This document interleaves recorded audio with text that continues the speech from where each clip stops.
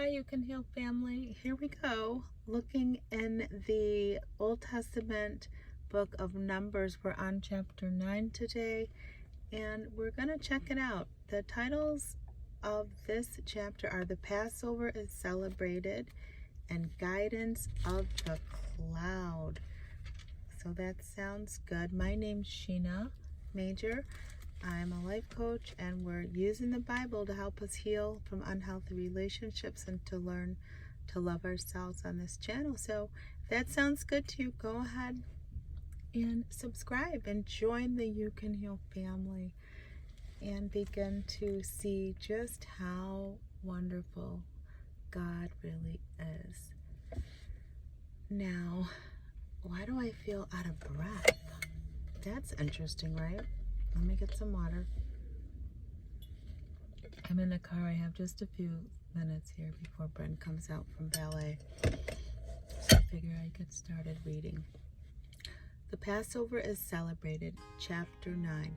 The Lord gave these instructions to Moses in early spring, during the second year after Israel's departure from Egypt, while he and the rest of the Israelites were in the wilderness of Sinai.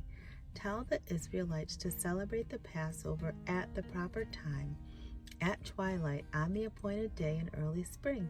Be sure to follow all my laws and regulations concerning this celebration. And I keep thinking about spring, like everything's new in spring, a new beginning. The flowers begin to bud, the leaves start coming back on the trees. And just how this was a new start, the whole Passover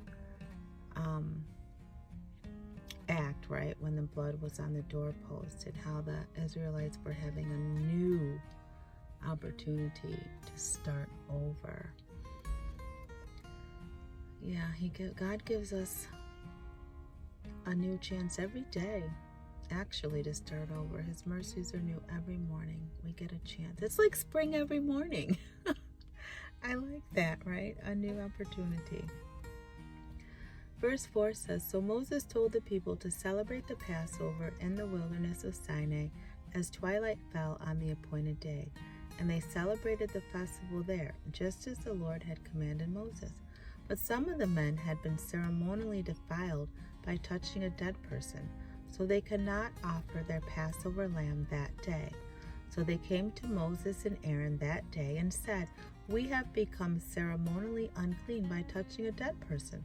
But why should we be excluded from presenting the Lord's offering at the proper time with the rest of the Israelites? Moses answered in verse 8, Wait here until I have received instructions for you from the Lord. This was the Lord's reply. Say to the Israelites, if any of the people now or in the future generations are ceremonially unclean at Passover time because of touching a dead body, or if they are on a journey and cannot be present at the ceremony, they may still celebrate the Lord's Passover. Hi, Dolly. They must offer the Passover sacrifice 1 month later at twilight on the appointed day. They must eat the lamb at that time with bitter herbs and bread made with yeast. They must not leave any of the lamb until the next morning, and they must not break any of its bones. They must follow all the normal regulations concerning the Passover. So let me go back up to verse 10. If any of the people now or in the future generations are ceremonially unclean at Passover time because of touching a dead body, or if they are on a journey and cannot be present at the ceremony, they may still celebrate the Lord's Passover. They must offer the Passover sacrifice 1 month later. So it looks like they could still participate, but there was some time. 1 month later at twilight on the appointed day. So they had to go through a lot of steps. They had to follow all these normal regulations concerning the Passover. And that's interesting. Let me keep going. But those who are ceremonially clean and not away on a trip, yet still refuse to celebrate the Passover at the regular time, will be cut off from the community of Israel for failing to present the Lord's offering at the proper time.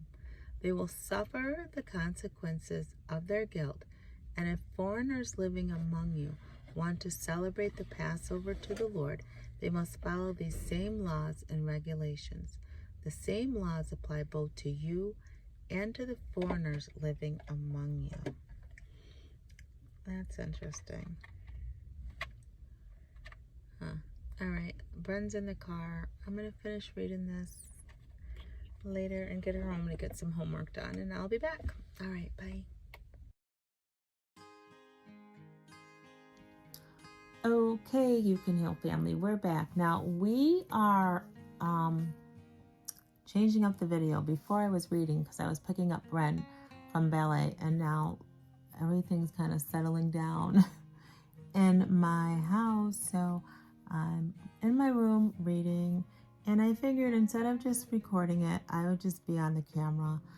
I don't know. Let me know if you like that. If you like me reading the Bible and you can see me, or if you like me reading and you can't see me. I mean, it's all about what the people want, right? Not what I want to do, but what do you like or prefer?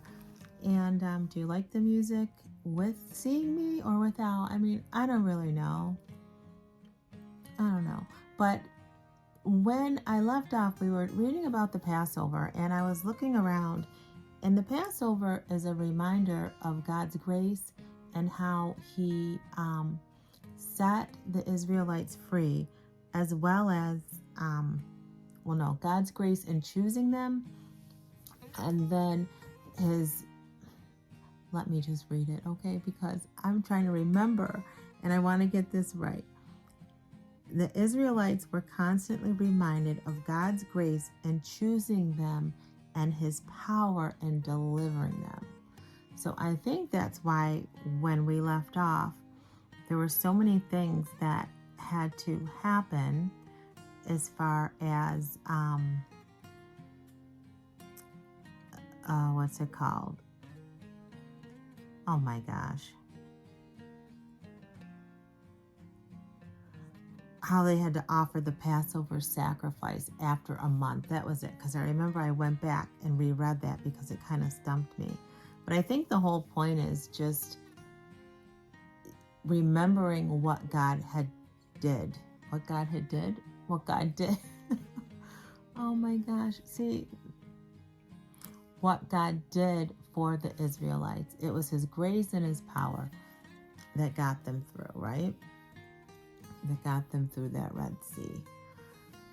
So that was a lot. You know, I wonder how this video comes across. I mean, I don't know. But we're just gonna roll with it. We're gonna roll with it. And I guess when I mumble like this and I'm not on the video, it's a little less painful for me. But I'm just gonna step out of my comfort zone, okay? And you guys gotta take it.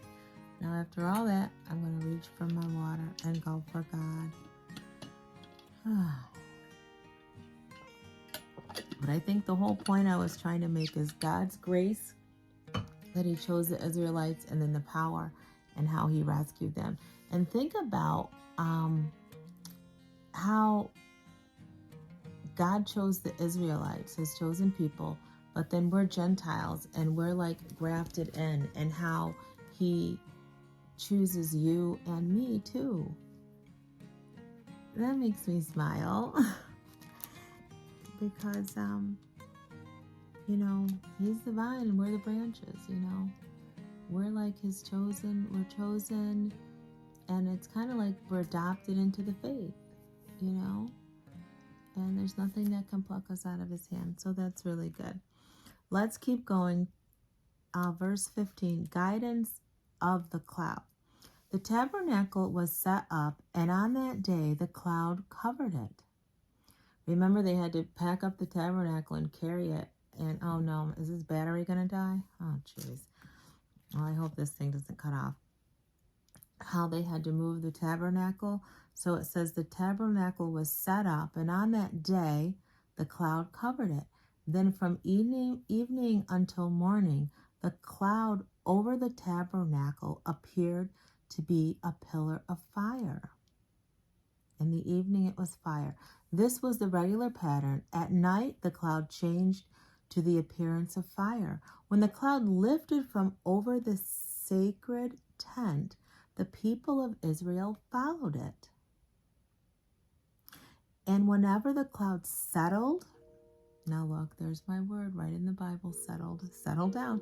There it is. What verse is that? Verse 17. Check it out. Numbers chapter 9, verse 17.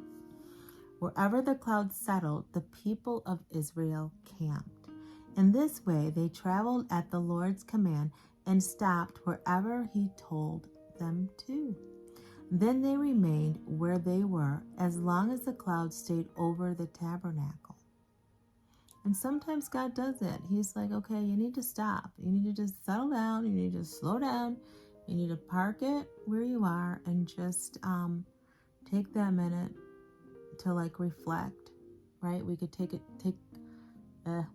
time sometimes to just stop moving around so much and going from here to there and just settling in a moment and taking the time to make those good, smooth transitions, right? And as long as the cloud stayed, then they remained where they were, as long as the cloud stayed over the tabernacle. So that says to us, don't make any moves without God. When God tells you to stay put, stay put.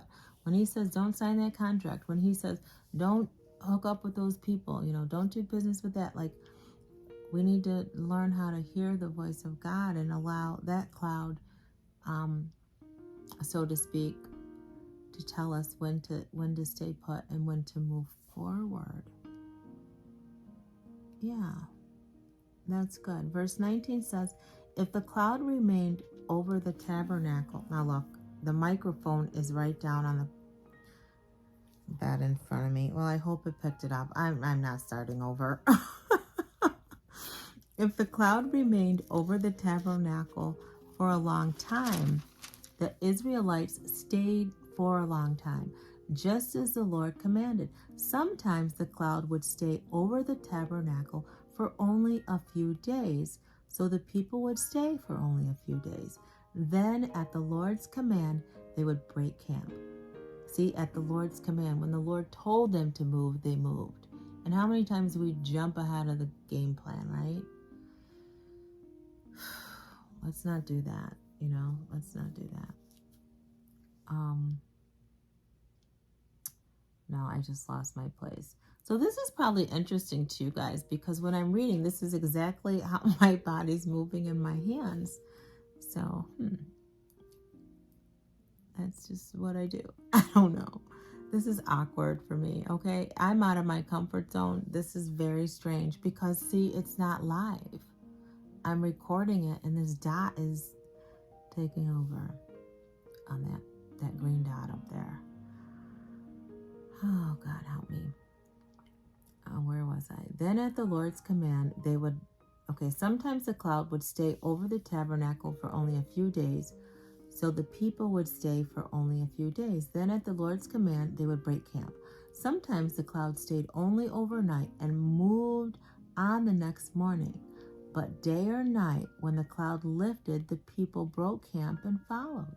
Whether the cloud stayed above the tabernacle for 2 days or 2 months or a year, the people of Israel stayed in camp and did not move on. So no matter how long it took, they obeyed and they stayed put and they listened. That's discipline, right? That's commitment to being committed to the Lord, and that's being obedient to the Lord. And I wonder, if they did it with a content heart, staying put. I wonder. But as soon as it lifted, they broke camp and moved on.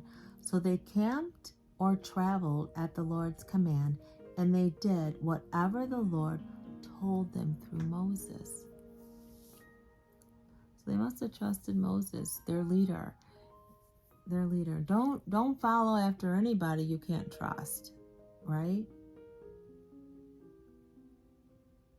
There came a point where they had to trust Moses, whatever the Lord told them through Moses. So they had to trust that the Lord was that Moses was hearing from the Lord, and they obeyed.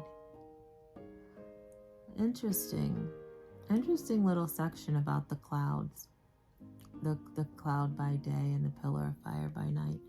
And we need to really be mindful of like how we're moving throughout our day and, you know, just throughout our week. And are we hearing from God? Are we obeying Him? Are we listening to Him? Are we really doing these things? Or are we just hearing this Bible being read or reading our own Bible in our own time and still doing things our own way? Because that's just being a hearer of the word. The Bible wants us to be doers of the word and live for Him. Doesn't that sound good? Now see, I'm looking right in this camera. How awkward is that? Okay. Oh, You Can Heal Family. That was chapter 9 in Numbers, which was pretty cool. I enjoyed the second part, but also I enjoyed the little tidbit about how God chose the Israelites by His grace, and it's in the power that delivered them. So just always you're walking in God's grace. We're walking in His grace and His mercy. Because there's so many things we don't deserve, right? And there's so many things that He gives us that we're really not, you know, what do we do to deserve just eternal life even? Like, what did we do to deserve all this goodness that God wants to offer us, this abundant life? And I was listening to a video earlier, and Lisa taught me a way how I could put the video in my video so you could see the motivation I got this morning. So I'm going to try to edit that and get that up. I have 2 editing projects now that I need to do, but you know what? I'm not going to get overwhelmed about it. I'm going to get it done when I get it done. And if the video from the trip is a little out of date, yeah, it's okay. You know, there's no YouTube police, right? That's gonna tell me to get these videos up. I think I just have to learn to set my own pace, and I want you to do that too. If you're a content creator or whatever it is you do, you know, to earn a living or a side hustle or whatever, just do your very best. As long as you do your very best and you do a little bit every day, you'll get the job done. It'll get done. Oh, look at the bottom of that water bottle. That didn't look very pleasing to the eye. All right, You Can Heal Family, that's it. I'm going to get going here and try to wind down for the night. Get this video up at 7 in the morning for you. And yeah, just go from there. Let the good Lord lead me as my day winds down. It's about 10 to 10. This bedtime, I'm telling you, I'm fighting for it. But anywho, that's it. That's all I've got. I love you. Always remember that true healing begins with self-love. Why? Because God is love and He lives on the inside of you. We'll talk soon. Bye.